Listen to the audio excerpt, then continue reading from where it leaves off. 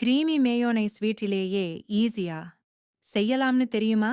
Homemade mayonnaise செய்வதற்கு 2 முட்டை, 5 பல் பூண்டு, 2 காய்ந்த மிளகாய் வற்றல். ஒரு பாத்திரத்தில் சிறிதளவு தண்ணீர் ஊற்றி அதை அடுப்பில் வைத்து கொதிக்க விடவும். தண்ணீர் கொதிக்க ஆரம்பித்ததும் அதன் மேல் இட்லி பிளேட் வைத்துக் கொள்ளவும். இப்போ அதுல 2 முட்டை உடைத்து அதில் ஊற்றவும். 5 பல் பூண்டு, 2 காய்ந்த வற்றல் வைத்து வேக வைக்கவும்.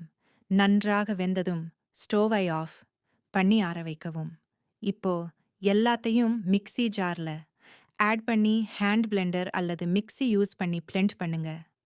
ஃபியூ செகண்ட்ஸ்ல அதில் சில துளிகள் எண்ணெய் மற்றும் தண்ணீர் சேர்த்து மீண்டும் மிக்ஸில் போட்டு அரைக்கத் தொடங்குங்கள். Super creamy homemade mayonnaise ready.